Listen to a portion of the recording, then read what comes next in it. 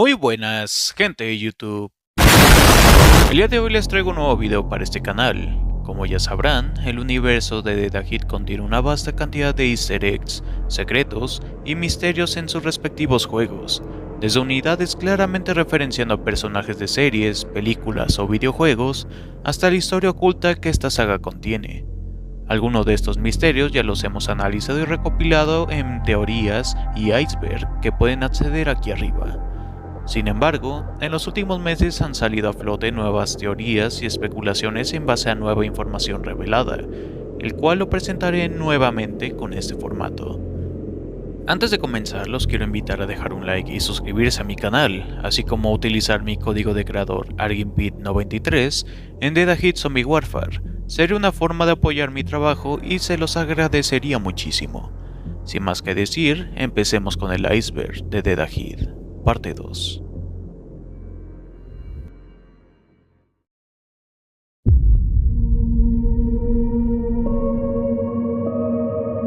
Comenzando con el primer nivel del iceberg, platicaremos sobre las fechas exactas donde el apocalipsis se desató en ambos juegos.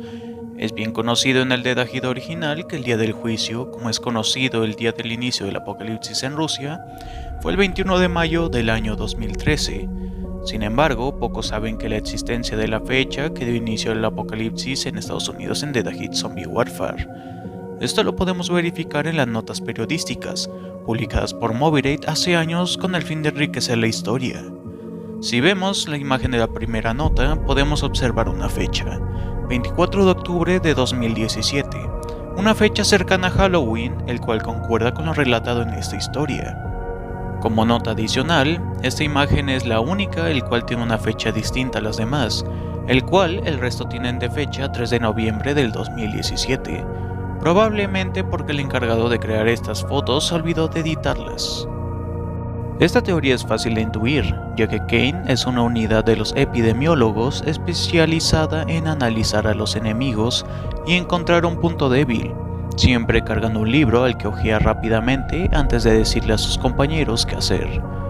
Por el conocimiento que contiene, es evidente que el libro que tiene es una zombipedia, y no sería raro que él la escribiera, ya que su otro trabajo, además de acabar con zombies, era el estudiar este mismo virus como vemos en la localización 6.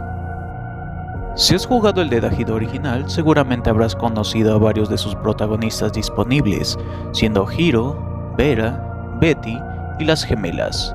Estas últimas nunca se les había dado un nombre dentro del juego ni en los artes conceptuales, y se mantuvieron en un misterio por más de una década, hasta ahora. Con el lanzamiento de la actualización Next Gen de The Dahid, varios archivos dentro de este fueron modificados, entre ellos la imagen del arte conceptual de las gemelas, quien pasó a llamarse Masha y Dasha. Con esto, confirmando sus nombres después de 11 años, siendo Masha la rubia y Dasha la de pelo oscuro.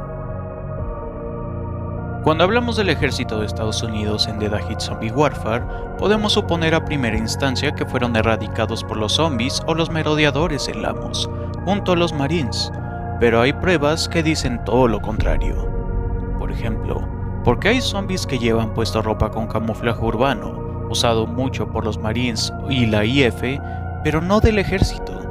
¿Y quién despliega los Spec Ops para asistirnos en combate?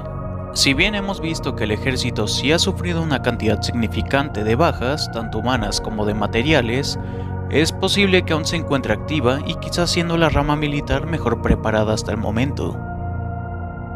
Hola, ¿qué tal? Aquí alguien del futuro. Con la actualización de The Dahid Zombie Warfare más reciente podemos observar que una organización destinada a proteger humanos está bombardeando indiscriminadamente una ciudad sin importar si había humanos, lo cual, uno de sus principales sospechosos es el ejército.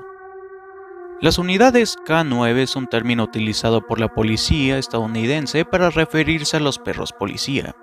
Esto siendo un juego de palabras en inglés que escrita se pronunciaría K9, canino. ¿Pero por qué es importante esto?, preguntarán. En una sección de preguntas y respuestas antiguo de la página de Facebook de The Dahid, un usuario pregunta si incluirían a futuro una unidad perruna, el cual los desarrolladores respondieron: El escuadrón K9 fue vista por última vez en la zona del primer set. No hubo noticias de ellos desde entonces. Esto nos revela que los zombies Puch que enfrentamos a la localización 1 son en realidad estas unidades K9 perdidas, quienes sufrieron un trágico destino. Como curiosidad, en un arte oficial podemos observar que una persona repartió volantes en busca de encontrar a uno de estos perros, o al menos lo que quedó de él, llamado Princesa, probablemente queriendo acabar con su sufrimiento y darle un entierro digno a su antiguo amigo canino.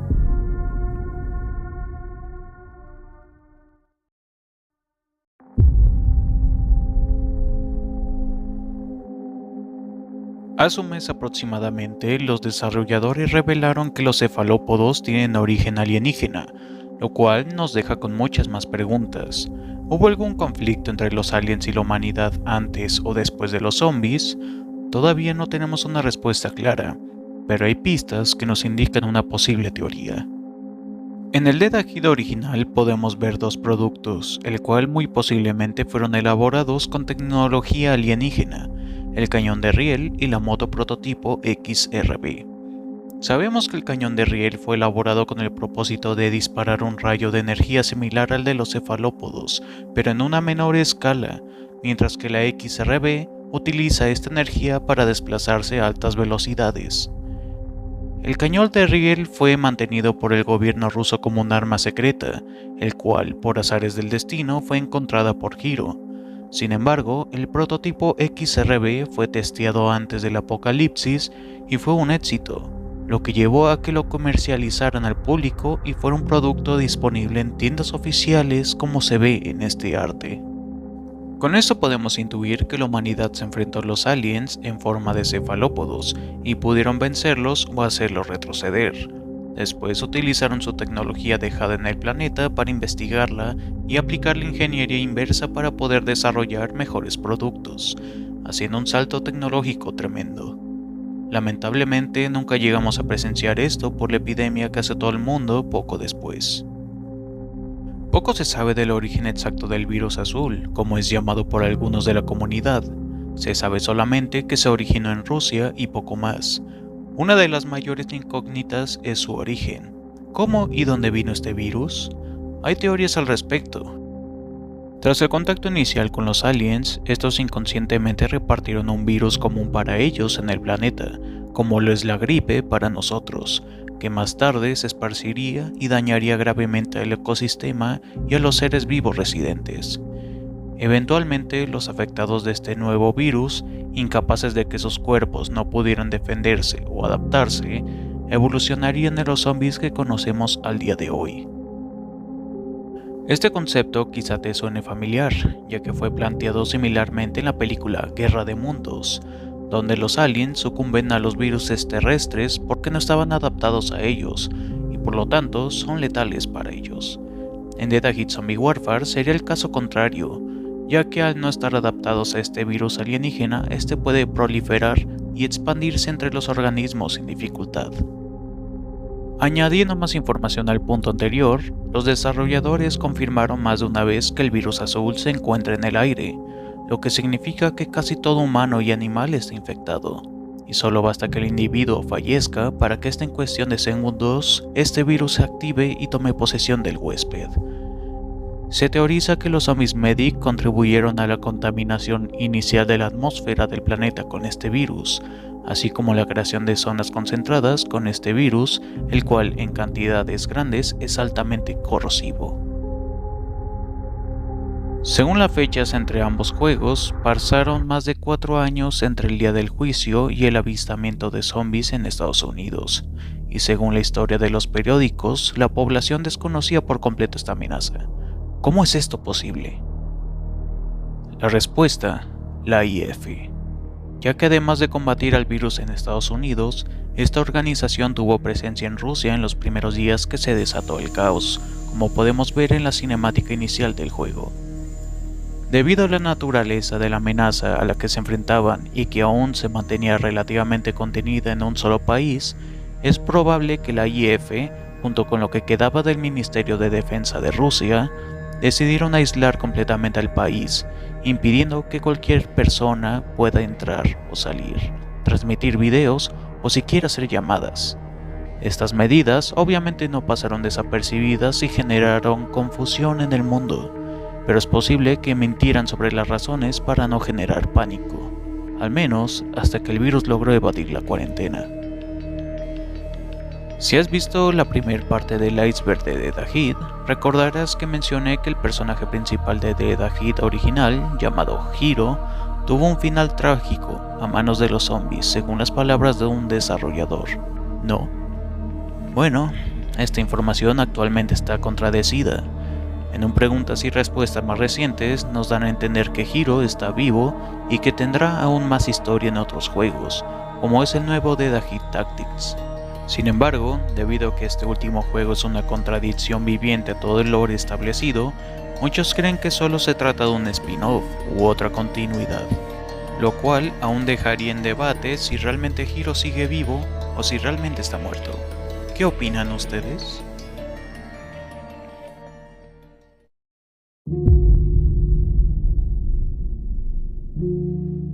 En los distintos juegos de la saga podemos encontrar enemigos inusuales, desde zombies con garras y capaces de deformar su cara, hasta otros con una piel tan dura que es inmune a las balas, pero en un principio no siempre fue así.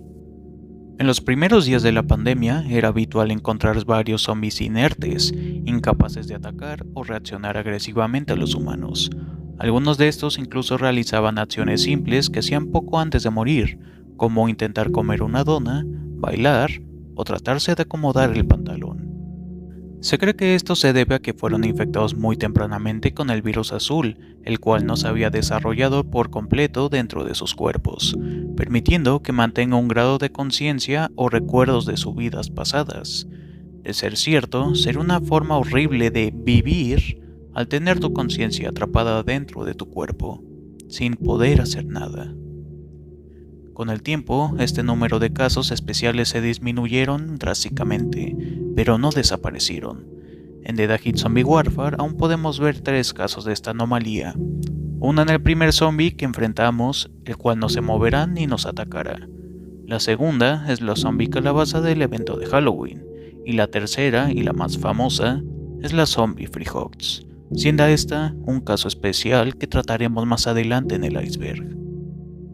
Mucha gente de la comunidad se ha preguntado sobre Rogue y por qué este tiene un equipo bastante anticuado a comparación del resto de miembros de la TMF, y del por qué no tiene las mismas resistencias al veneno o a las balas, sin mencionar una armadura más dañada. La respuesta la podemos intuir en 2 detalles importantes. El primero sería justamente su nombre, Rogue, el cual se utiliza principalmente para referirse a alguien que ha abandonado una causa o que no está bajo mando alguno, siendo en pocas palabras un renegado. El segundo detalle es la forma en la que podemos obtenerlo. A diferencia del resto de unidades de la TMF que podemos obtenerlos en dólares, Rogue puede ser contratado por monedas. Juntando estos 2 datos nos dicen una pequeña historia. Rogue fue inicialmente un miembro de la TMF, pero impulsado por razones que desconocemos, desertó de sus filas y anduvo por su cuenta trabajando de mercenario, aceptando trabajos ocasionales al mejor postor hasta toparse con Bill. Debido a la falta de mantenimiento adecuado de su equipo, este se empezó a romper, explicando así el por qué su blindaje antibalas es bajo y su máscara de gas no funciona.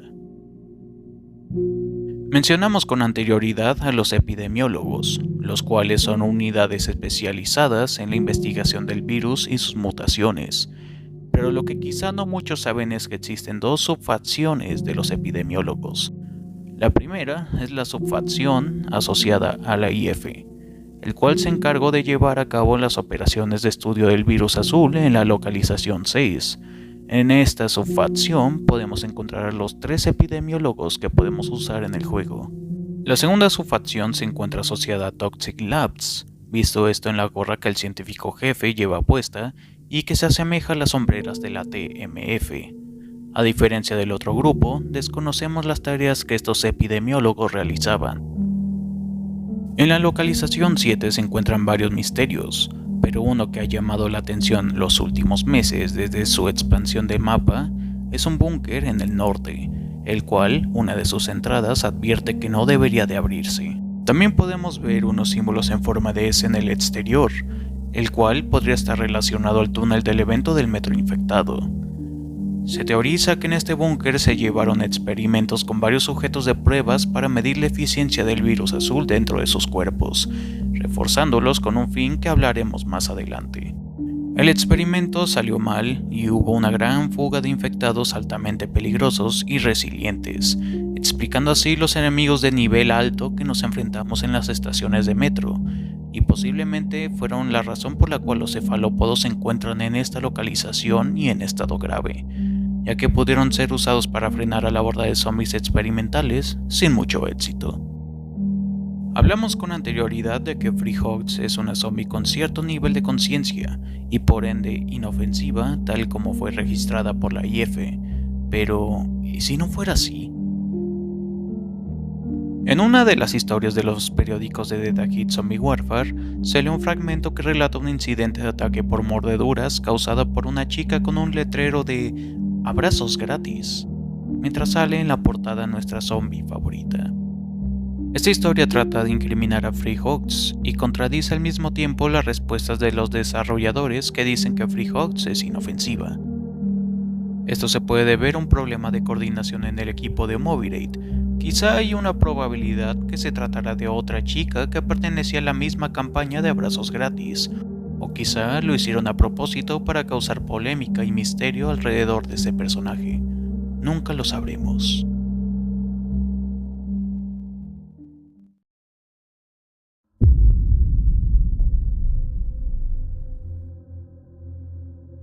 Freehogs es inmortal. Y no me inventé este dato para rellenar este iceberg. En un viejo post de preguntas y respuestas subido en la página de Facebook oficial de Movirate, una persona preguntó: ¿para qué sirve la zombie Freehogs? Porque cuando la mato me siento muy mal. La respuesta fue cuanto menos interesante. No te sientas mal al respecto, ella definitivamente regresará, en algún lugar del camino. Esta pequeña respuesta, aunque insignificante, revela demasiados detalles interesantes acerca de esta zombie, siendo la principal su capacidad de regresar a nosotros, sin importar que antes lo hubiéramos eliminado, ya sea por accidente con fuego cruzado, o a propósito tirándole granadas o quemándola. Ella regresará. Este comportamiento se puede asemejar a los zombies undead, quienes se cree son técnicamente indestructibles o inmortales debido a una mutación, pero los zombie Freehogs sería una variante especial o mejorada, quizá producto de la suma de esta mutación con su anomalía de zombie consciente. Con el pasar del tiempo, hemos visto cómo el virus azul evoluciona dentro de los infectados, pasando de zombies tontos, guiados por su instinto y fáciles de derribar en los primeros años, hasta zombies extremadamente peligrosos con cierta inteligencia, capaces de priorizar objetivos sobre otros. Además del uso de esta inteligencia en combate, el virus también fue capaz de adaptar el entorno y a sus infectados para prosperar, ya sea para contaminar el aire con toxinas y mantener a los intrusos alejados, reutilizar la biomasa de zombies dañados o inútiles para crear otras formas de vida, adaptando sus infectados a ciertos daños, crear una forma alterna de reproducción del virus con el uso de huevos, o en el peor de los casos, usar su biomasa para reparar y controlar tecnología.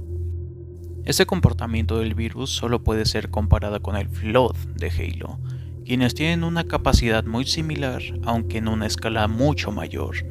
De ser esta comparativa cierta, la humanidad tiene pocas posibilidades de sobrevivir. En el video teoría que hice del virus expliqué de manera más detallada, aunque algo enredosa, el comportamiento de este virus. Los invito a que lo vean, el video lo dejaré en la descripción. Los undead son zombies muy problemáticos debido a su alta resiliencia o regeneración, capaces de volver al combate pocos segundos después de ser derribados. Sin embargo, estos zombies son incapaces de evolucionar el virus dentro de sus cuerpos, manteniendo su piel verde clásica en vez de azul con pústulas amarillas. Se teoriza que el virus está al tanto de estos zombies y los ve como un defecto a corregir, por lo que creó a los zombies Demon, con el propósito de alimentarse de los cuerpos. Esta característica le permite absorber su biomasa y usarla ya sea en defensa propia o reusarla en otras actividades que el virus considera adecuadas. A pesar de sus intentos de reducir la población de los undeads, aún se cuentan por miles o incluso millones de estos zombies, por lo que el virus tiene una larga tarea que hacer. En el punto anterior hemos hablado que los demons se crearon para eliminar a los undeads, y más atrás mencionamos que Freehogs es una clase mejorada de los undead, por lo que no sería descabellado que también quisieran eliminarla, aunque en este caso es peculiar. Se han reportado ocasiones en las que zombies normales atacaron a esta zombie de manera intencional, con el objetivo único de eliminarla, lo cual es extraño. ¿Acaso el virus la ve como una amenaza a su existencia o sabe algo que nosotros no? Quizá nunca lo sabremos.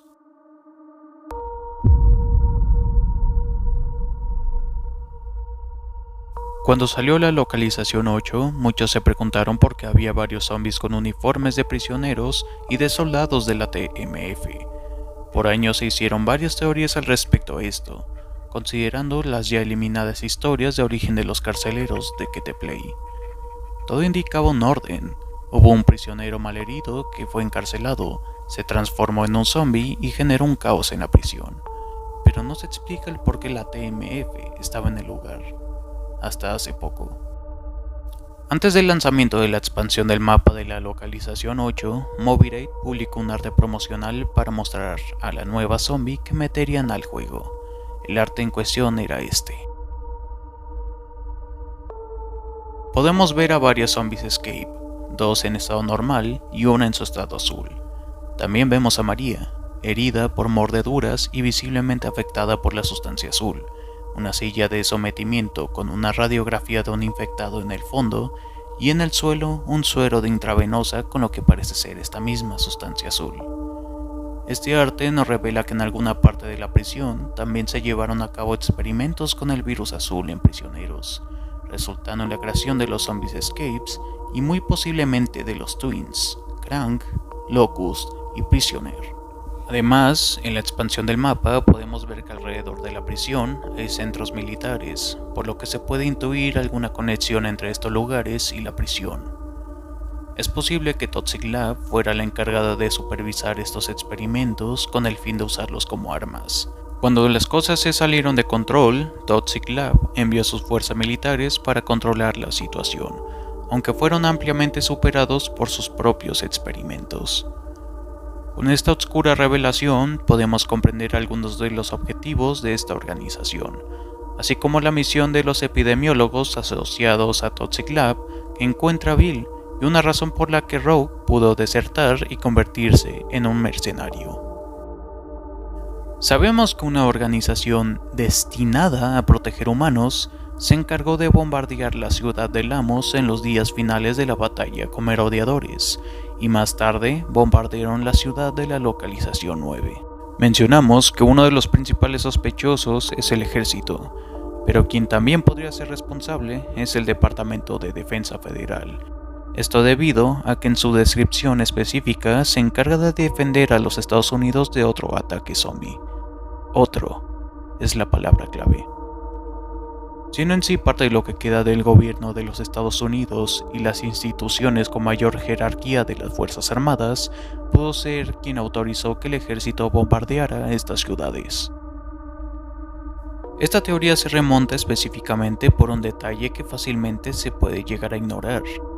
Cuando compramos la skin TMF para Ranger, al momento de morir, este soltará su casco. Al tocar el suelo, una luz roja parpadeará unos segundos y se apagará. Muchos consideran que esta luz puede ser varias cosas. Unos dicen que es una especie de sensor vital, otros una bomba que se activa al morir para asegurar que el soldado no reanime y que por alguna razón no funcionó. Y el tercero, y más posible, un comunicador. De considerarse la tercera opción como la correcta, se puede intuir que la TMF tiene contacto directo con sus compañeros de combate y quizá los altos mandos de su organización, Toxic Labs. Considerando que ya han tenido contacto directo con científicos de esta organización y haber sobrevivido lo suficiente para encontrarlos más de una vez, no sería descabellado que Toxic Labs estuviera monitoreando o estudiando al grupo de Bill en secreto. Si bien el punto anterior se puede desmontar fácilmente, diciendo que el aparato es otro objeto y no es un comunicador, y por ende no están vigilando el grupo de Bill, aquí les demuestro algo similar, pero que es casi un hecho de ser verdadero. A partir de la localización 2 hasta la localización 9, podemos encontrar en varias misiones edificios tachados con una cruz, repartidas en edificios infestados de zombies o habitados por merodeadores. Aunque también se encuentran en los casilleros de los circuitos de suministros, encima del búnker de la localización 7 e incluso en el resto de uno de los cefalópodos. Se puede pensar a primera instancia que fueron dejadas por los merodeadores, ya que también suelen dejar marcas como la cara feliz o una calavera, pero los mensajes que deja quien haya puesto estas marcas son para advertirnos a nosotros de ciertos peligros, cosa que los merodeadores jamás harían a sus víctimas. También consideremos que a día de hoy se desconoce quién colocó la baliza de radio que encontramos en la localización 5, cuyo propósito era justamente atraer a Bill y a los epidemiólogos al mismo lugar. Nos da indicios que alguien nos está observando a lo lejos, planeando meticulosamente el viaje de Bill con un fin que aún desconocemos sin que nos demos cuenta. ¿Será un aliado o un enemigo? El tiempo nos lo dirá.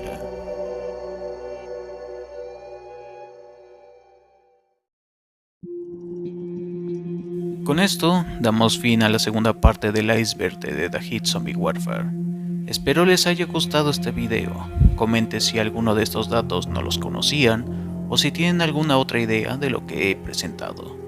Si quieren que traiga más contenido a este canal, pueden ayudarme colocando mi código de creador, AlguenBit93, en la tienda de The Hit Zombie Warfare. O si no lo prefieren, me conformo con un like y un comentario tuyo. Sin nada más que decir, gracias y nos vemos. Chao.